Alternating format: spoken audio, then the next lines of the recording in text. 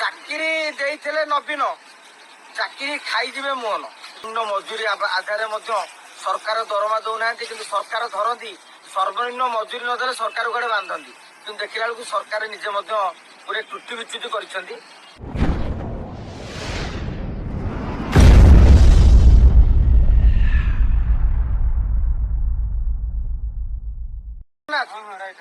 ଚାକିରି ଦେଇଥିଲେ ନବୀନ, ଚାକିରି ଖାଇଯିବେ ମୋହନ।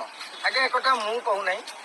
ଆଜି ଏମିତି ବୁଲୁ ବୁଲୁ ଦେଖାହେଲେ ମୋର SC ST ସ୍କୁଲ ମାନଙ୍କରେ ଚାକିରି କରିଥିବା ଗେଷ୍ଟ ଶିକ୍ଷକ ମାନେ, ଅତିଥି ଶିକ୍ଷକ ସକାଳ 10 ରୁ 4 ରେଗୁଲାର ସାରେ ବସିବେ, ଇଏ ଖଟିବେ, ଟଙ୍କା 12,000 ଟଙ୍କା ଦରମା।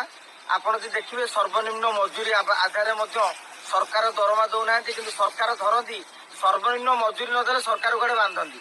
କିନ୍ତୁ ଦେଖିଲା ବେଳକୁ ସରକାର ନିଜେ ମଧ୍ୟ ଗୋଟେ ତ୍ରୁଟି ବିଚ୍ୟୁତି କରିଛନ୍ତି।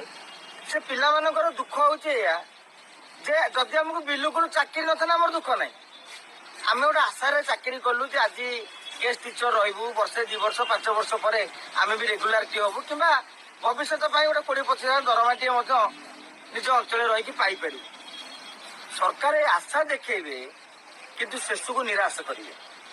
ଜଣେ କି 2 ଜଣ ନୁହଁ ଆଜ୍ଞା, 1700 ଟିଚର এইଭଳି ଭାବରେ ଅତିଥି ଶିକ୍ଷକ ଥିଲେ। ବର୍ତ୍ତମାନ ସେମାନେ ଚିନ୍ତାରେ ଯେ ନବୀନ ଗୋଟେ ଆଶା ଦେଖିକି ଆଙ୍କୁ ଚାକିରି କରେଇଥିଲେ। ଇଏ ଭାବିଥିଲେ ନୂଆ ସରକାର ଆସିଲା ପରେ ଡବଲ ଇଞ୍ଜିନ ବିକାଶ ଭଳିଆ ଆଙ୍କର ଡବଲ ଦରମା ହେଇଯିବ, କିନ୍ତୁ ନୂଆ ସରକାର ଆସିବା ପରେ ଆଙ୍କୁ ବର୍ତ୍ତମାନ ବିଦା କରିବାର ଗୋଟେ ଯୋଜନା କରାଯାଇଛି।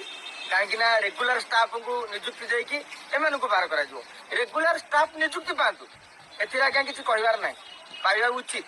କିନ୍ତୁ ଏମାନଙ୍କ ପାଇଁ ମଧ୍ୟ ସରକାର ଚାହିଁଲେ ଆଦିବାସୀ ସ୍କୁଲରେ ଶିକ୍ଷା ସହାୟକ କି ଶିକ୍ଷକ ସହାୟକ ମିତ୍ର ବିଭିନ୍ନ ପ୍ରକାର ସ୍କିମ୍ ଅଛି, ତାକୁ କରିଦେଲେ ଆଟଲିଷ୍ଟ 100 ଯୁବକ ଯୁବତୀ ଏବଂ ବ୍ୟକ୍ତିମାନେ ମଧ୍ୟ ଯୋଉମାନେ 4-5 ବର୍ଷ ଧରିକି ଚାକିରି କରିଛନ୍ତି ସେମାନେ ନିଶ୍ଚିତ ଭାବରେ ଉପକୃତ ହେବେ। ଆମେ ଆଶା କରିବା, ମୋହନ ମାଝୀ ତ ଲୋକଙ୍କର ସରକାର, ତେଣୁ ଯେତେବେଳେ ଲୋକଙ୍କର କଥା ଏତେ ଶୁଣୁଛନ୍ତି, ଏଇ ଭାଇମାନଙ୍କର ମଧ୍ୟ କଥା ଶୁଣିବାର ଆବଶ୍ୟକତା ରହିଛି।